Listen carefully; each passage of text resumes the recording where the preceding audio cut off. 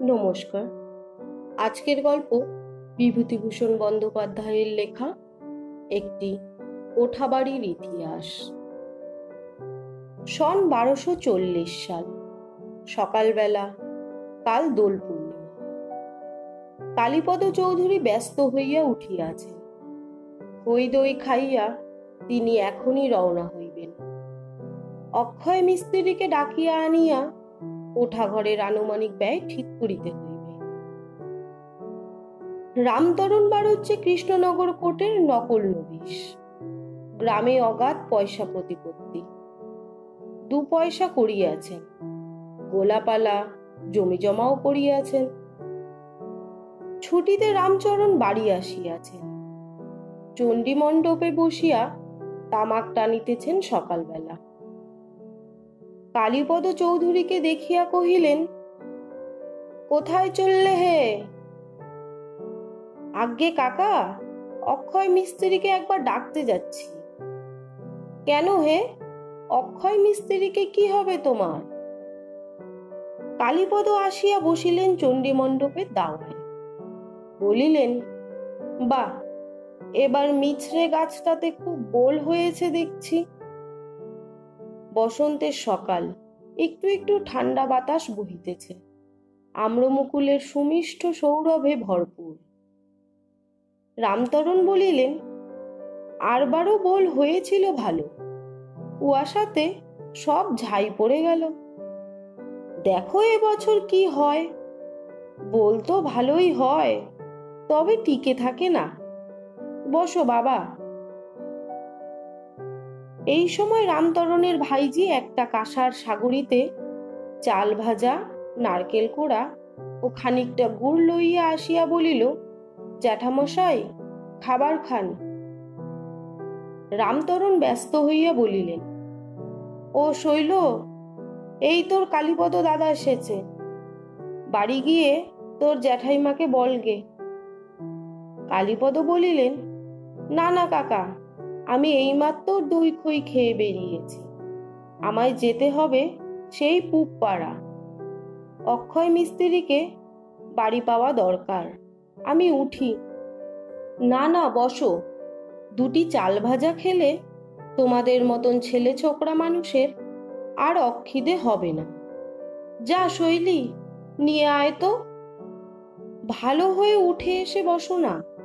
তুমি আজকাল সেই জমিদার সেরেস্তাতেই কাজ করছো তো? আজ্ঞে হ্যাঁ। একটু পরে শৈলী আর একটি বাটি চাল ভাজা ও গুড় লইয়া আসিয়া কালীপদর সামনে রাখিয়া চলিয়া গেল। যে সময়ের কথা বলিতেছি, তখন পল্লীগ্রামেও অবিবাহিত কিশোরী মেয়ে, গ্রামের তরুণ যুবক প্রতিবেশীর সহিত গুরুজনের সম্মুখে কথাবার্তা বলিতে পারিত না। শৈলী মেয়েটি বেশ স্বাস্থ্যবতী, দেখিতে শুনিতে ভালো, রঙও ফর্সা। চাহিয়া দেখিবারও 2-1টি কথা কহিবার ইচ্ছা থাকিলেও কালীপদ সামলাইয়া গেলেন। রামতরণ জিজ্ঞাসা করিলেন, তারপর অক্ষয় মিস্ত্রির কাছে কি মনে করি? 2টো পাকা ঘর করব ভাবছি কাকা। রামতরণ একটু বিস্মিত না হইয়া পারিলেন না। সেদিনের ছেলে কালীপদ, ওর বাবা পয়সা রাখিয়া যায় নাই মৃত্যুকালে। একটি অবিবাহিতা ভগ্নী ও বিধবা মা লইয়া ওর সংসার। আজ 8-10 বৎসর কি কইরা চালাইতেছে রামতরণ বাড়ুজ্যে তাহার খবর রাখা আবশ্যক মনে করেন নাই। কিন্তু সেই কালীপদ আজ তাহার পৈতৃক আমলের চৌচালা খড়ের ঘর ছাড়িয়া পাকা বাড়িতে বাস করিবার স্পর্ধা করিতেছে। এত পয়সা ছোড়ার হাতে আসিল কিভাবে? রামতরণ বলিলেন,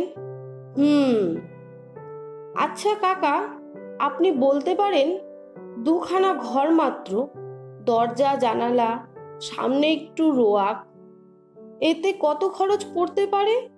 তাই যাচ্ছিলাম অক্ষয় মিস্ত্রির কাছে। আপনার আজ পেলে আর অত দূরে যাইনি। তাহলে যদি বলেন। দাঁড়াও, কাগজ কলম নিয়ে বসতে হচ্ছে, আনি। কাগজ কলম আনিয়ে হিসাবপত্র জুড়িয়ে দেখা গেল 800 টাকার কমেও ওরকম একখানি ছোট বাড়ি তৈয়ারি হয় না। সব জিনিসের দাম বেশি। ইটের 1007 টাকা, 10.5 আনা সিমেন্টের বস্তা, রাজমিস্ত্রির মজুরি 10 আনা, পেটেল মজুরির 4 আনা হইতে 5 আনা। রামতরণ ভাবিয়াছিলেন খরচের হিসাব পাইলে ছোড়ার চুলবুলনি ভাঙিয়া যাইবে, কিন্তু দেখা গেল তাহা নয়। ছোড়া দমিল না, বরং বলিল, 800 টাকা তো, না হয় 100 টাকা এদিক ওদিক হতে পারে, কি বলেন? তাহলে পাজি দেখে একটা শুভ দিন দেখে নিন কাকা, সূত্র ফেলা যাক। রামতরণ বলিলেন, তা একদিন দেখো। কোঠা করছো বড় আনন্দের কথা। তোমাদের উন্নতি দেখলে মনে বড়ই আনন্দ হয় বাবা। আহা, আজ যদি তোমার বাবা বেঁচে থাকতেন, তা সবই ভাগ্য। কালীপদ রামতরণ বাড়ুজ্যের পদধূলি লইয়া বলিলেন, আপনি আশীর্বাদ করুন কাকা, যেন মাকে অন্তত কোঠা ঘরে শোয়াতে পারি। আপনাদের আশীর্বাদ হবে, হবে বাবা, হবে বই কি। তবে 1000 টাকা ট্যাকে গুজে তারপর কাজে হাত দিও। দেখো যেন অর্ধেক হয়ে পড়ে না থাকে, বড় শক্ত কাজ। ছেলে মানুষ কিনা, তাই বলছি। আজ্ঞে, আপনার সঙ্গে পরামর্শ করে সব করব। আমার আর কে আছে আপনাদের 5 জন ছাড়া? কত কষ্টে মানুষ হয়েছে বাবা মারা যাওয়ার পরে, সবই তো জানেন। কোনোদিন খাওয়া জুটেছে, কোনোদিন জোটেনি। ছেঁড়া কাপড় তালি দিয়ে মায়ে পয়ে পড়েছি, দুধ ঘিয়ের মুখ দেখিনি কোনোদিন। হ্যাঁ হে, তোমার ভগ্নিটি তো প্রায় 11 বছরে পড়ল, আর তো ঘরে রাখা যায় না। এবার ওর একটা বিয়ের জোগাড় করো। পল্লীগ্রাম জায়গা, লোকে কি বলবে না বলবে। বাড়ি না হয় 2 বছর পরে করো, ভগ্নির বিবাহটি আগে দাও।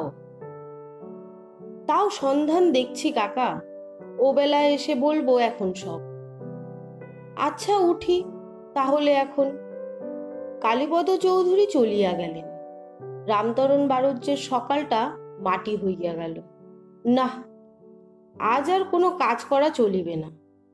কি কুক্ষণে তিনি চণ্ডী মণ্ডপে তামাক খাইতে বসিয়াছিলেন। রামতরণ বাড়ুজ্যে অন্যভাবেও 2-1 বার বাধা দেবার চেষ্টা করিয়াছিলেন। একবার মিস্ত্রিদের কাজ করা বন্ধ করিবার চেষ্টা করিয়াছিলেন, আর একবার অন্য কি একটা করিয়াছিলেন। কিন্তু কালীপদ চৌধুরীর কোঠা বাড়ি তাহাতে বন্ধ থাকে নাই। অবশেষে যেদিন সুন্দর 2 কুঠুরি পাকা ঘর নির্মাণ শেষ করিয়া কালীপদ চৌধুরী গৃহপ্রবেশ উপলক্ষে গ্রামের ব্রাহ্মণদের নিমন্ত্রণ করিলেন, বাস্তু পূজা ও সত্যনারায়ণের সিন্নির আয়োজন করিলেন, রামতরণ সেদিন তাহার কর্মস্থল গোয়ারিতে। বংশের প্রথম কোঠা বাড়ি। কালীপদ চৌধুরীর মা সেই রাত্রিতে এ ঘরে প্রথম শুইলেন। জ্যোৎস্না রাত্রি, বর্ষাকাল। মনে পড়িল এই বর্ষার দিনে ঘরের ঘরে জল পড়িত মটকা দিয়া। গরিব স্বামীর কখনো সে দুঃখ ঘুচাইতে পারেন না। আজ উপযুক্ত ছেলে সে ঘরের চালার জায়গায় পাকা ঘর তুলিল। আজ যদি তিনি বাঁচিয়া থাকিতেন। জগদম্মা দেবী সে রাত্রে আদৌ ঘুমাইতে পারিলেন না। দোর জানালায় নতুন রং মাখানো হইয়াছে, তাহার গন্ধটা বড় উৎকট। একবার সে গন্ধটা মনে পরম আনন্দ বহন করিয়া আনে। চোখ বুজিয়া থাকিতে থাকিতে মাঝে মাঝে চোখ খুলিয়া ঘরের চারিধারে চাহিয়া দেখেন, না, পাকা ঘরই বটে। ওই তো কড়িকাঠ, ওই তো পাকা চুনকাম করা দেওয়াল, ওই সেই রঙের উৎকট গন্ধটা। স্বপ্ন নয়, সত্যিই কোঠাঘরে শুইয়া আছেন বটে। এই দিনটি হইতে কালীপদ চৌধুরী গ্রামের মধ্যে মাতব্বর হইয়া উঠিলেন। রামতারণের প্রতিদ্বন্দ্বী তিনি হইতে চাহেন নাই, কিন্তু গ্রামের লোক সালিশ মীমাংসা ইত্যাদি কার্যে তাহার সাহায্য চাহিতে লাগিল। বারোয়ারির চাঁদা আদায়ের ভার তাহার উপর আসিয়া পড়িতে লাগিল। ক্রমে কালীপদ চৌধুরীর অবস্থা আরো ভালো হইয়া উঠিল। তিনি কাছারির নায়েবি পদে পাকাপোক্তভাবে বহাল হইয়া সুখ্যাতির সহিত উক্ত কার্য করিতে লাগিলেন। মাহিনা 20 টাকা বটে, কিন্তু রোজগার করিতেন 60-70 টাকা।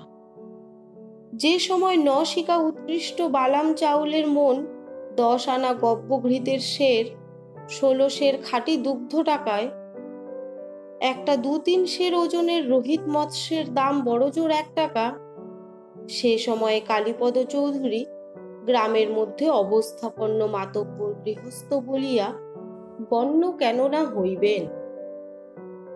বেলপুকুরের মহিমাচরণ গাঙ্গুলির কনিষ্ঠা কন্যা হৈমবতীর সঙ্গে কালীপদ চৌধুরীর শুভ বিবাহ নিষ্পন্ন হইল।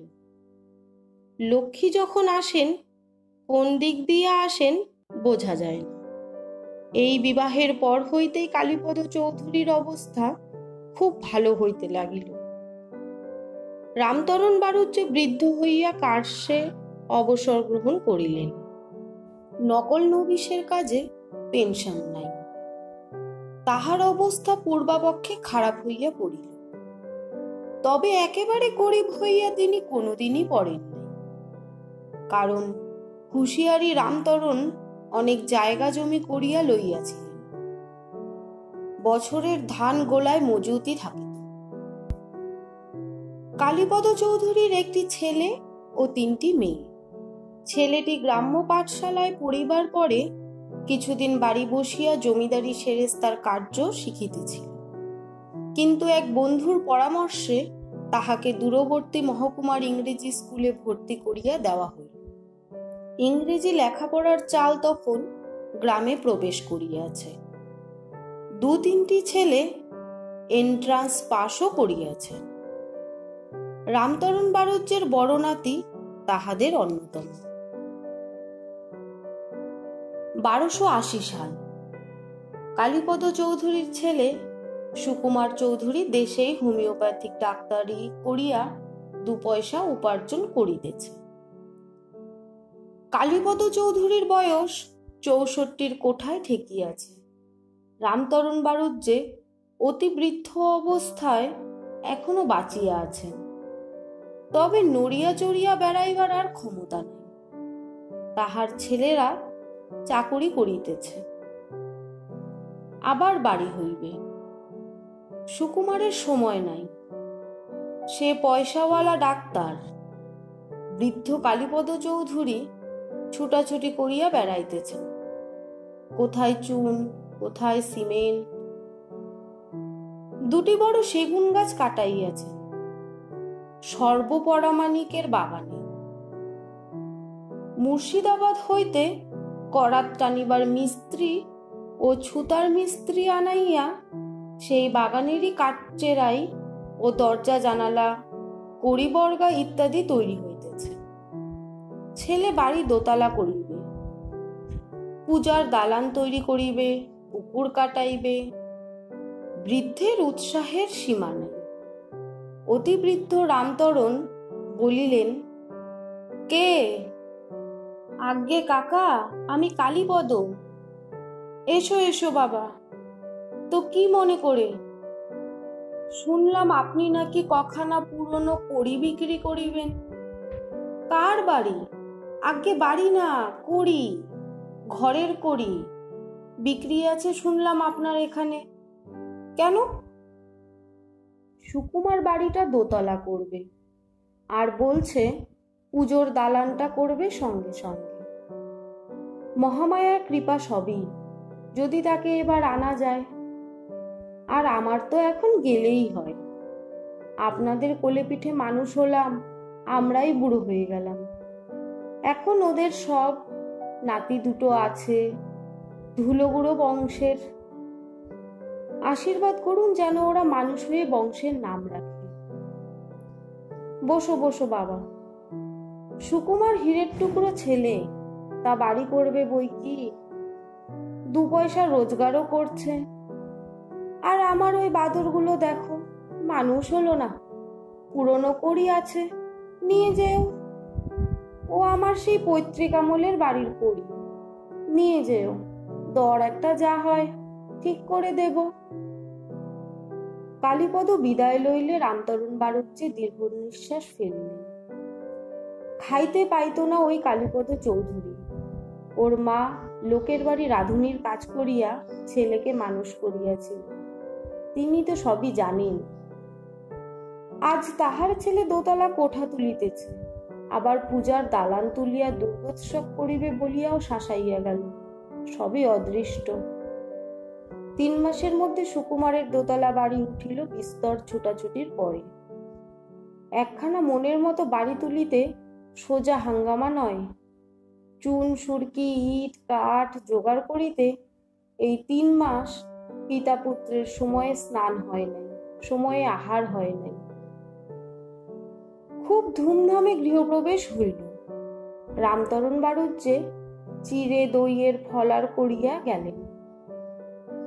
আবার সেই আশ্বিন মাসে সুকুমারদের বাড়ির প্রথমে দুর্গোৎসবে খিচুড়ি মাংস খাইলেন, কবির গান শুনিলেন। পরপর এত আঘাত বোধ হয় অতিবৃদ্ধ রামতরণের সহ্য হইল না।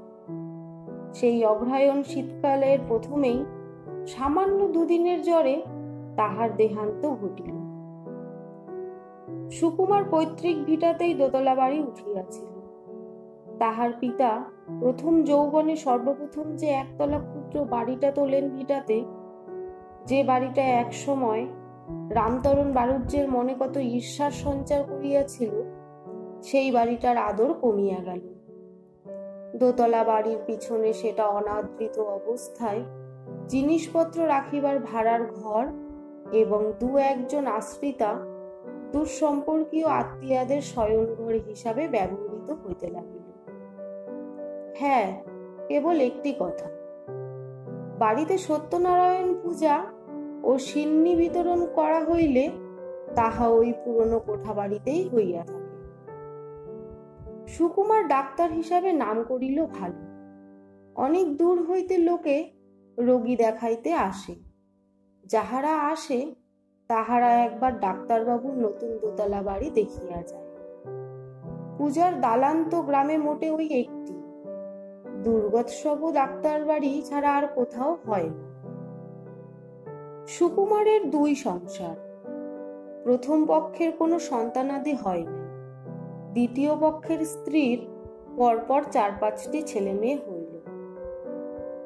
লোকে যে অনেক সময় গল্প করে নিঃসন্তানা প্রথমা স্ত্রী স্বামীর বংশ রক্ষার জন্য নিজেই স্বামীর বিবাহের ব্যবস্থা করে।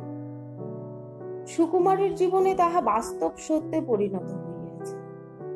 সুকুমারের প্রথমা স্ত্রী তরুবালা পরমা সুন্দরী। অনেক খুঁজিয়া পাতিয়া কালীপদ চৌধুরী পুত্রের বিবাহ দিয়াছিলেন। বিবাহের পর 10 বৎসর কাটিয়া গেল, সন্তান সন্তনি বংশে একটিও আসিল না। সুন্দরী তরুবালার রূপ ফাটিয়া পড়িতেছে। খিড়কিতেই কালীপদ শখ করিয়া পুকুর কাটিয়া ঘাট বাঁধাইয়াছিলেন। পুকুর ঘাটে যখন বড় বউ নাহিতে নামে, ঘাট আলো করে রূপে। সেদিন রাত্রে তরুবালা স্বামীকে বলিল, একটা কথা রাখতে হবে। কি কথা? বলো, রাখবে। না শুনে কি করে বলি? তোমার আবার বিয়ে দেব। হ্যাঁ, একটা কথার কথা বটে। একটা কেন, 2টো দাও। ও চালাকি রাখো, মেয়ে দেখে রেখেছি। ছেলেপুলে না হলে বংশ থাকবে কি করে? পয়সা করি রোজগার করছো কার জন্য? কথাটা সত্যি ভেবে দেখিনি। না, বিয়ে করা দরকার হয়ে পড়েছে দেখছি। তুমি যতই চালাকি করো, আমি কিন্তু জানি বাবার মন খুব খারাপ। বংশে বাতি দিতে কেউ না থাকলে তার মন খারাপ হবারই কথা। এসব তোমার মনের কথা, নিশ্চয়ই। তুমি কি ভাবো আমি ঠাট্টা করছি? সুকুমার সেবার কথাটা যতই ঠাট্টা করিয়া উড়াইয়া দেখ, অবশেষে পুনর্বার বিবাহ তাহাকে করিতেই হইল। দ্বিতীয় স্ত্রীর নাম নীরজা সুন্দরী। দেখিতে নিতান্ত মন্দ নয়, বেশ স্বাস্থ্যবতী ও শান্ত স্বভাব। বিবাহের 3 বৎসর পরে একটি কন্যা ও আরো 2 বৎসর পরে একটি পুত্র সন্তান জন্মগ্রহণ করিয়া ডাক্তার বাড়ি আলো করিল। তরুবালা সর্বদাই দোতলার ঘরে ছেলেটি লইয়া বসিয়া থাকে। কেহ আসিলে গর্বের সঙ্গে বলে, এই দেখো পিসি, আমার ছেলে। একবার একটি মন্থরা জুটিয়াছিল। সে বুড়ি পাশের বাড়ির শ্যামাপদ বাড়ুজ্যের মা। বড় লোকের বউ তরুবালার খোসামত করিয়া কখনো দুধ, কখনো পাটালি, কখনো একখানা নতুন কাপড়, কখনো বা 1 কাঠা সোনামুগের ডাল হাতড়াইয়া যাইত। সেদিন তরুবালা অমন বলিতেই বুড়ি বলিল, আহা, বড় বৌমার যা কাণ্ড। তরুবালা বলিল, কেন খুড়িমা? সতীনপুর দেখা পেয়েছ, নিজের ছেলের সোয়াদ তো পেলে না মা? দুধের সোয়াদ কি ঘোলে মেটে? কেন খুড়িমা? আহা মা, তোমার মুখের দিকে চাইলে কষ্ট হয়। কথায় বলে সতীন কাটা, তার খোকা। তোমার তাতে কি? বড় হয়ে কি ও তোমার ভালো চোখে দেখবে? এই দিন হইতে তরুবালা তাহাকে এড়াইয়া চলিত। ক্রমে নীরজা সুন্দরী আরো 3টি পুত্র সন্তানের জননী হইল। কনিষ্ঠ পুত্রটি লেখাপড়ায় ভালো হইয়া উঠিল। সব পরীক্ষায় বৃত্তি পায়, সব বিষয়ে সমান জানে শুনে। গ্রামের মধ্যে অমন ছেলে দেখা যায় নাই ইতিপূর্বে। বৃদ্ধ কালীপদ তো নাতিকে পলকে হারায়, এমনই অবস্থা। নাতির কথা সকলকে গর্ব করিয়া বলিয়া না বেড়াইলে তার দিন কাটে না। যে বৎসর ছেলেটি এন্ট্রান্স পরীক্ষায় বৃত্তি পাইল, সুকুমারের প্রথমা পত্নী তরুবালা সেবার বৈশাখ মাসে স্বামীর পায়ে মাথা রাখিয়া সৎ ছেলে মেয়েগুলিকে কাঁদাইয়া অকালে স্বর্গারোহণ করিল। তরুবালার মৃত্যুতে গ্রামের এমন লোক ছিল না যে চোখের জল ফেলে নাই। 1310 সালের বৈশাখ মাস সেটা। তারপর অনেক দিন কাটিয়া গেল, অনেক সুখ দুঃখের ঝড় বহিয়া গেল সংসারের উপর দিয়া। সুকুমারের ছেলে অনাথ বন্ধু ফাইন্যান্স ডিপার্টমেন্টে ভালো চাকরি পাইয়া দিল্লি চলিয়া গেল। অন্য 2টি ছেলের মধ্যে একটি উকিল ও অন্যটি ডাক্তার হইয়া কলিকাতায় প্র্যাকটিস শুরু করিয়া দিল। কারণ দেশে নিজের বাবা পসারওয়ালা ডাক্তার, ডাক্তারি শিখিয়া ছেলে সেখানে বসিলে কোনো লাভ নাই। সুকুমারও ভাবিল, অনেকদিন হইতেই কলিকাতায় ডাক্তারি প্র্যাকটিস করিবার যে শখটা ছিল, নিজের ছেলের মধ্য দিয়ে সেটা সার্থক করিয়া তোলা যাক। কালীপদ চৌধুরী এখন অতি বৃদ্ধ, বিশেষ নড়িতে চড়িতে পারেন না। নাত বউয়েরা সেবা করিলে খুব ভালো লাগিত বৃদ্ধের, কিন্তু একাল পড়িয়া গিয়াছে। নাত বউয়েরা স্বামীদের সঙ্গে বাসায় বাসায় ঘুরে। যদি কোনো নাত বউ কখনো আসে গ্রামের বাড়িতে 2-1 সপ্তাহের জন্য, কালীপদ তাহাকে পাইয়া বসেন। যত গল্প তাহার সঙ্গে। সে বেচারিকে কাজ করিতে দিবেন না, তাহার নিজের ছেলেপুলেদের তদারক করিতে দিবেন না। কেবল বলিবেন, বসো দিদি বসো। এই শোনো, তোমার শ্বশুর যখন ছোট ছিল, অর্থাৎ কেবল সুকুমারের গল্প। বৃদ্ধ বললেন, বুঝলে দিদি, সুকুমার আমার বংশের চূড়ো। তারপর বলেন, আগে এই ভিটাতে কিরকম খড়ের ঘর ছিল, তিনি হাতে সামান্য কিছু জমাইয়া পুরনো কোঠা ঘরটি করেন। 2 কুঠুরি, ছোট্ট বারান্দা। সে কি আনন্দ উৎসাহের দিনই গিয়াছে। চিরদিনের খড়ের ঘর ঘুচাইয়া প্রথম পাকা বাড়ি করার আনন্দ। গ্রামের লোকের চোখে প্রথম বড় হওয়া, অনেক লোকের প্রশংসা, অনেক লোকের ঈর্ষা অর্জন করা। জীবনে একটা কিছু করা হইল এই প্রথম, বংশের প্রথম কোঠাবাড়ি। তোমার দিদি শাশুড়ি আজ যদি বেঁচে থাকতো। নাতবউ ঠাট্টা করিয়া বলে, কোন পক্ষের কথা বলছেন দাদু? আপনাদের সময়ে তো নাকি। ও সে আবার কি? ও হ্যাঁ, তা এক পক্ষই ছিল।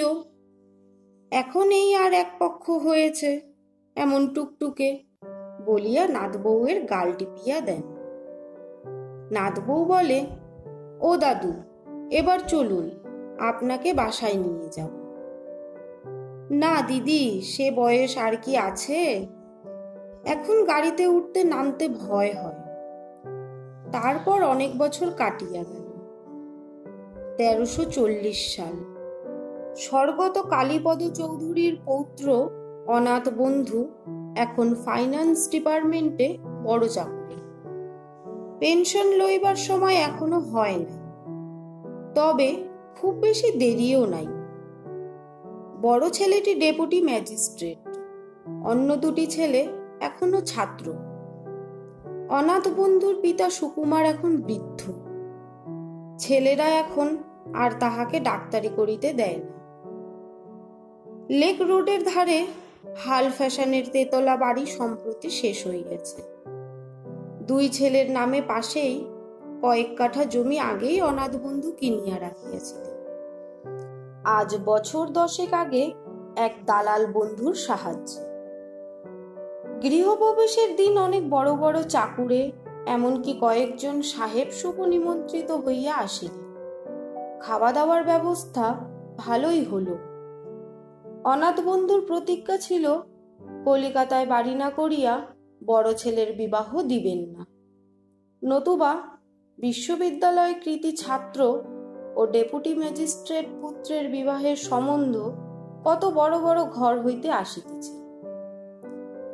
এইবার বাদুর বাগানের বিখ্যাত গাঙ্গুলি পরিবারের মেয়ের সহিত শুভ দিনে পুত্রের বিবাহ দিয়া অনাথ বন্ধু হাঁপ ছাড়িয়া বাঁচিলেন। বৃদ্ধ সুকুমার ডাক্তার এই উপলক্ষে দেশের বাড়ি হইতে সেই যে কলিকাতার বাড়িতে আসিয়াছিলেন, আর ফিরিয়া যান নাই। ছেলেরা যাইতে দেয় না। নববিবাহিতা পৌত্র অরুণ বলিল, কেমন বাড়ি হয়েছে দাদু? বৃদ্ধ সুকুমার বলিলেন, বেশ হয়েছে, চমৎকার। আর তুমি কিন্তু দেশে ফিরো না, সেখানে মশা, ম্যালেরিয়া। তা বটে, তবেটা আবার কি শুনি দাদু? চলো আমার সঙ্গে আমার সেখানে। শীতলক্ষা নদীর ধারে চমৎকার কোয়ার্টার্স। বেশ বেশ। হ্যাঁ দাদু, হাকিমি করে এসে সন্ধ্যাবেলা এতদিন কি করতিস? আজ না হয় নাতবউ হল। কেন? পাশেই টেনিস কোর্ট, জেলখানার পাশেই। সরকারি doctor Khurshed Ali, second officer circle officer Dutta, jute officer Abdul Sohan, সবাই টেনিস খেলি। তোমার নাতবউয়ের অভাব অনুভব হয়নি একদিন। চলো দাদু আমার সঙ্গে। দাদু, গা ছেড়ে যেতে ইচ্ছে করে না। ওই গায়ে বাবা যেদিন খড়ের বাড়ি ঘুচিয়ে প্রথম দুটি মাত্র পাকা কুঠুরি তুললেন, সেদিনের আনন্দ ওই ভিটের মাটির বুকে লেখা আছে। বংশের প্রথম কোঠা ঘর, কত কষ্টের কত আনন্দের জিনিস। ওই ভিটেতে আমার প্রথমা স্ত্রী, তোমার বড় ঠাকুমা। এই সময়ে অরুণের ভাই তরুণ আসিয়া ডাকিল, দাদা ওপরে যাও, টেলিফোনে কে ডাকছে। 1350 সাল। স্বর্গত সুকুমার চৌধুরী গ্রামের ভিটা বনে জঙ্গলে ঢাকিয়া গিয়াছে। দোতলা কোঠার দেওয়ালে বড় বড় ডুমুর ও অশ্বত্থ বৃক্ষ। লোকে বলে ডাক্তারের ভিটায় দিন মানে বাঘ লুকাইয়া থাকিতে পারে। গত 8 বৎসর এ ভিটায় পুত্র ও নাতিরা কেউই আসে নাই। জানালা দরজার অনেকগুলি লোকে খুলিয়া লইয়া গিয়াছে। স্বর্গত কালীপদ চৌধুরীর তৈরি প্রথম আমলের সেই একতলা বাড়ির ছাদ কয়েক বৎসর বর্ষার জল খাইয়া ধসিয়া পড়িয়া গিয়াছে। জীর্ণ দেওয়াল দাঁড়াইয়া আছে মাত্র। সাপের ভয়ে আজকাল ডাক্তারের ভিটার ত্রিসীমানা কেহ মারায় না। নমস্কার। বাংলা সাহিত্যে নিখুঁত হওয়া একদমই অসম্ভব। তাও আমার এই প্রচেষ্টাটি আপনাদের কাছে কেমন লাগলো কমেন্টের মাধ্যমে জানাতে ভুলবেন না। যদি ভালো লেগে থাকে একটি লাইক ও সাবস্ক্রাইব করে পাশে থাকবেন। ধন্যবাদ।